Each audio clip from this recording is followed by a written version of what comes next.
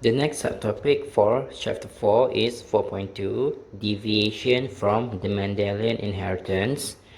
Previously in subtopic 4.1, kita dah tengok apakah karakteristik of inheritance yang kita panggil sebagai Mendelian Inheritance, iaitu sama ada monohybrid dan juga dihybrid cross. Okay, for each type of this inheritance, you have to be able to define and give example for each type of the inheritance that deviate from Mendelian inheritance.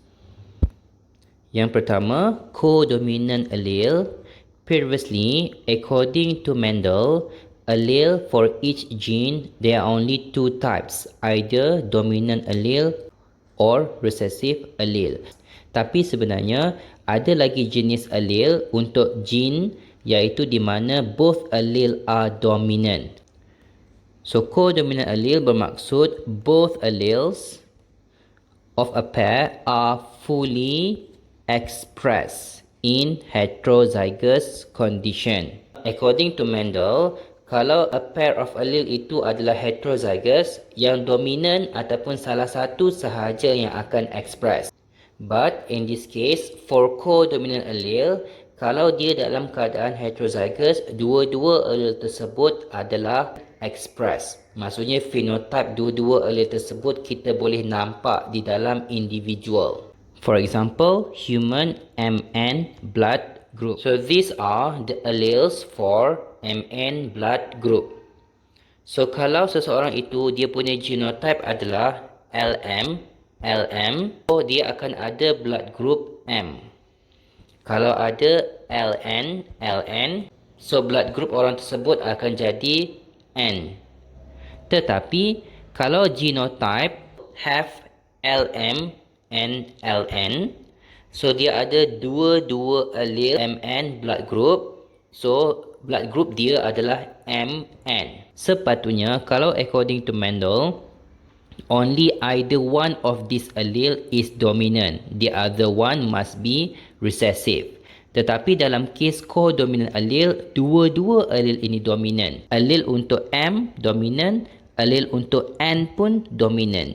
So apabila dua-dua dominant dan dalam keadaan heterozygous, dua-dua gene tersebut akan fully express. So kesannya, kita akan dapat another additional phenotype untuk genotype yang heterozygous.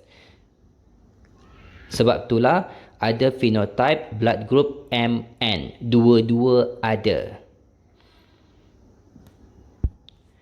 Dalam example ni, setiap allele kita guna dua huruf. Sebab kita nak bagi tahu bahawa huruf L merujuk kepada gene yang sama. In this case, gene untuk blood group. Tetapi allele dia sebenarnya adalah huruf M dan juga huruf N. Ini adalah dia punya allele. But when you write the genotype, kena tulis gene dan juga allele. Next, in contrast, another type of inheritance opposite to codominant is incomplete dominant. Tetapi untuk the different types of dominant alleles, the alleles is not completely dominant. Kalau codominant, dua-dua allele akan fully express. So in this example, one allele is not fully dominant over its partner. So in the heterozygous condition, the product will show intermediate phenotype of both of the dominant alleles.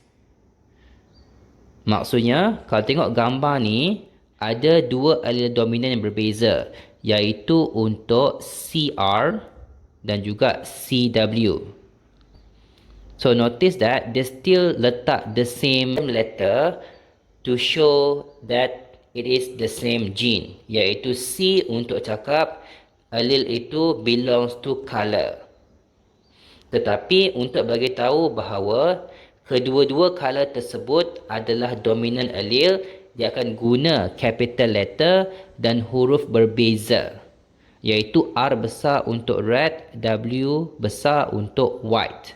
in heterozygous condition, yang kita nampak apabila dua dominant allele ini pass to the same offspring, so dia akan jadi CR besar CW.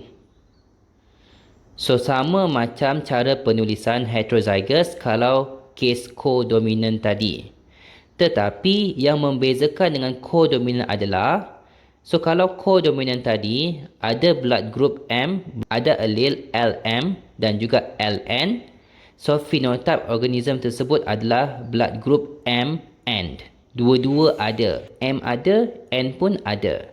Tetapi dalam kes incomplete dominant allele, ada allele CR untuk red, ada allele CW untuk white. Yang kita nampak dalam gambar ni, phenotype organism tersebut adalah color pink. So pink basically bermaksud mixture ataupun blending of color merah dengan color putih. So keywords di sini adalah blending of both of the dominant phenotype.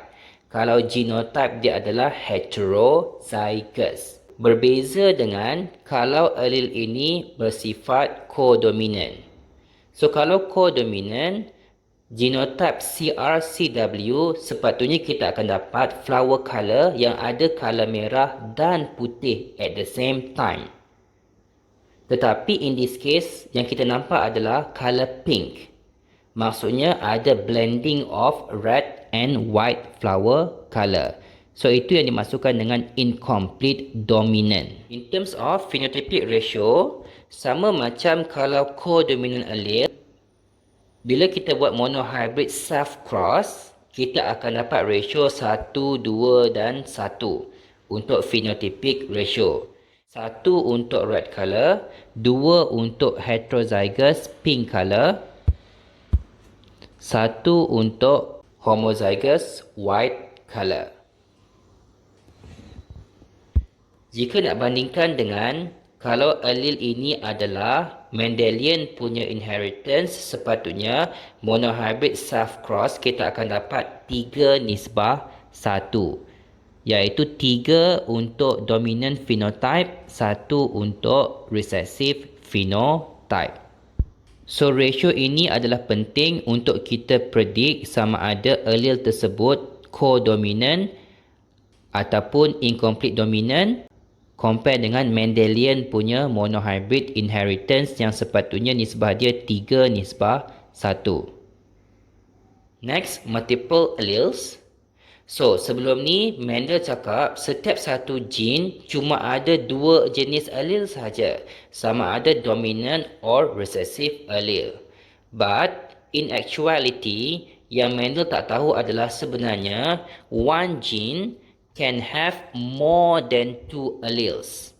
Tidak semestinya limited kepada 2 allele sahaja. Ada gene yang have more than 2 alleles. Walaupun begitu, untuk setiap organism, dekat setiap satu locus, on a pair of homologous chromosome, tetap maksimum boleh letak 2 combination of alleles sahaja.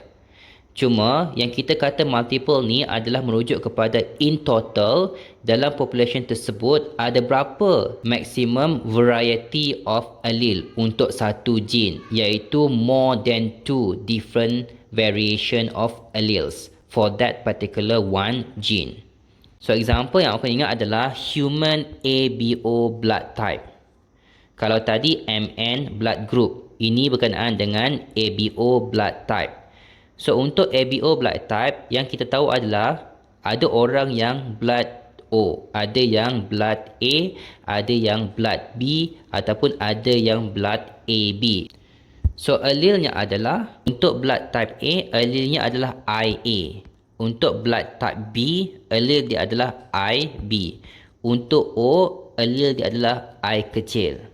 So ada 3 jenis allele that code for ABO blood type. So these are the different types of genotypes untuk setiap blood type in human. Iaitu kalau orang itu blood type dia adalah jenis O blood, maksudnya dia ada 2 recessive allele iaitu I kecil, I kecil. Tapi kalau orang tu berjenis darah A, dia ada dua possible genotype. Sama ada dua-dua homozygous dominant IA ataupun heterozygous IA dan juga I kecil. So kat sini kita nampak untuk allele IA compare to allele I kecil adalah yang recessive allele. I besar adalah dominant allele. Sebab itulah untuk blood group O tadi mesti ada dua I kecil baru orang itu akan jadi O blood type. Tetapi kalau dia ada satu je I kecil, satu lagi adalah IA, so maksudnya dia adalah blood group A. Yang kita nampak dekat sini, dia still follow Mendelian inheritance in terms of ada satu dominant, ada satu recessive. Tetapi at the same time, dia ada pertambahan. Iaitu yang tak ikut Mendelnya adalah it have more than 2 different types of allele. Iaitu untuk allele B. Orang yang blood group B sama juga ada 2 possible genotypes, sama ada IB homozygous dominant ataupun heterozygous. Next, kalau orang yang blood group AB, dia mesti heterozygous condition, iaitu ada both IA allele and IB allele. Dekat sini pun kita nampak another type of inheritance that deviate from Mendel, iaitu sebenarnya both IA IB allele are codominant. So untuk ABO blood type sebenarnya ada beberapa type of inheritance di dalam dia, iaitu multiple alleles and codominant allele. So another deviation from Mendelian inheritance is polygene or polygenic inheritance. Poly means many. So in this case, many gene for a particular character. Sebelum ni yang Mendel cakap setiap satu character or a trait is only controlled by one gene. Tapi sebenarnya ada karakter-karakter in organisms di mana satu karakter yang sama is being controlled by more than 2 different types of gene. For example, human skin color. For human skin color, kat sini kita nampak untuk satu jenis phenotype, dia punya genotype dia bukan satu huruf, tapi pelbagai jenis huruf, nak kata pelbagai jenis gene control the same phenotype, which is in terms of skin color. So ada A besar, B besar, B besar dan juga C besar, C besar. So tiga-tiga homozygous dominant barulah extremely dark phenotype. Tapi kalau ada a different type of genotypes, iaitu katakan yang second ni, ada A besar, A kecil, B besar, B besar, C besar, C besar, itu pun very dark. So another skin tone. Ada banyak huruf. So setiap satu jenis huruf merujuk kepada satu gene. So ini yang dikatakan sebagai polygene ataupun polygenic inheritance. So satu karakter yang sama tetapi determined by different types of genes. Next is link gene. So for link gene is basically merujuk kepada genes that are located on the same chromosome and are inherited together. Maksudnya dia tak follow Mendel second inheritance, iaitu independent assortment. So sebelum ni Mendel cakap untuk setiap gene dia akan assort independently of another gene, especially dalam dihybrid inheritance. So that's why dalam offspring akan ada combination of character from both parent. Bukannya eksklusif from each parent akan dapat dekat satu offspring. That is why in Mendel test cross dihybrid inheritance, ratio phenotype kita akan dapat 1:1,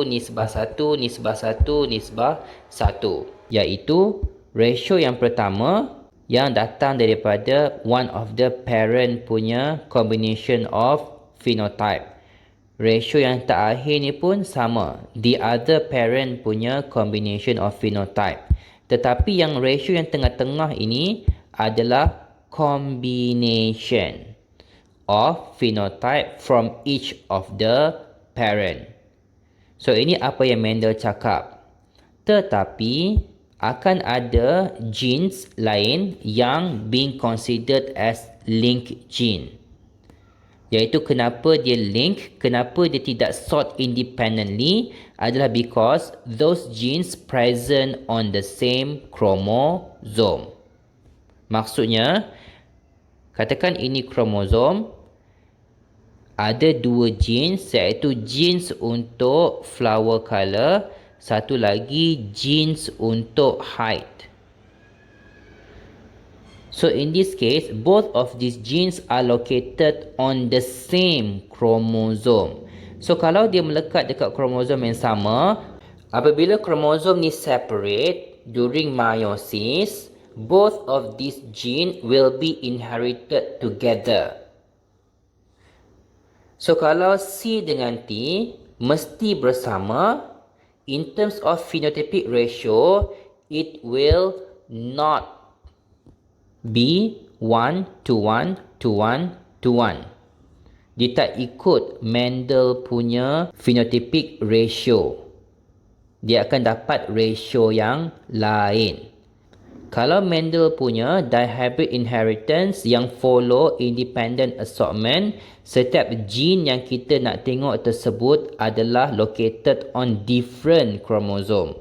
For example, one of the chromosome akan ada allele untuk C. The other chromosome akan ada allele untuk T. So in this case, C dekat kromosom yang lain, T dekat kromosom yang lain. So each chromosome boleh pergi dekat either one of the daughter cell. Tak semestinya T dengan C bersama. But for link gene, C dengan T mesti bersama. However, there will be instances where the phenotypic ratio also have combination of both parent punya allele. So kalau dalam case link gene tapi offspring dia still ada combination yang tengah-tengah ni, maksudnya telah berlaku crossing over.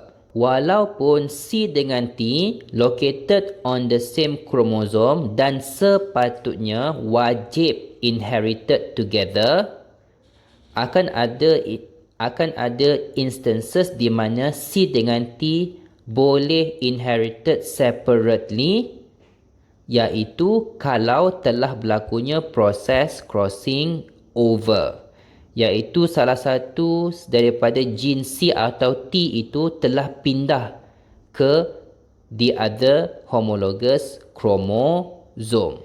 The last type of non-Mendelian inheritance is sex-linked gene.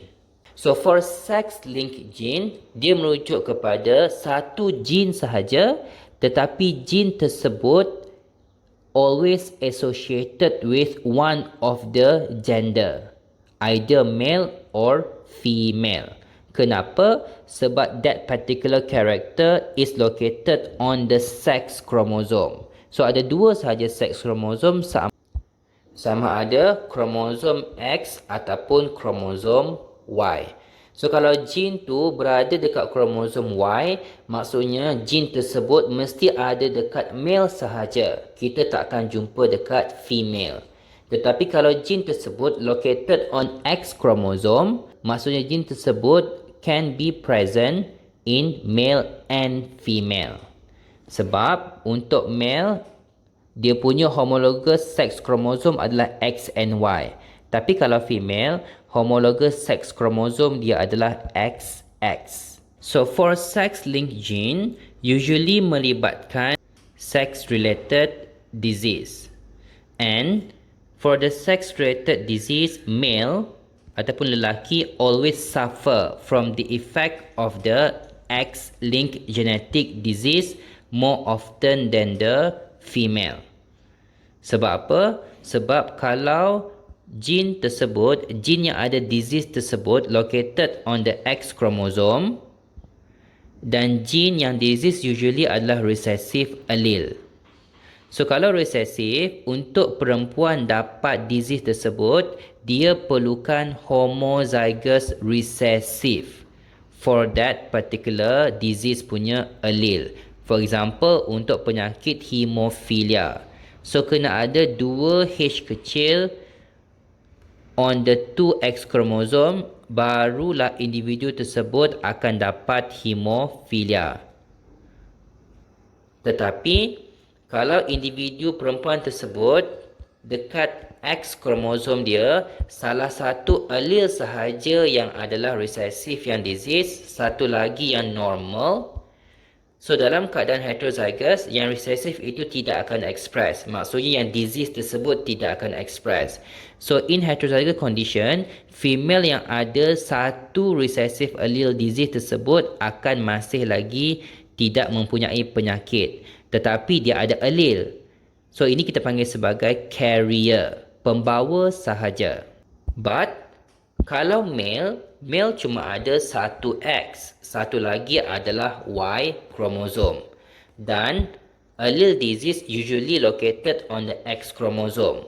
So kalau guna example hemophilia tadi, kalau male tu punya X chromosome ada satu H, iaitu hemophilia punya allele, so maksudnya sudah ada satu recessive allele, so lelaki tersebut akan terus dapat the disease. Sebab allele yang sama tidak ada located on the Y chromosome.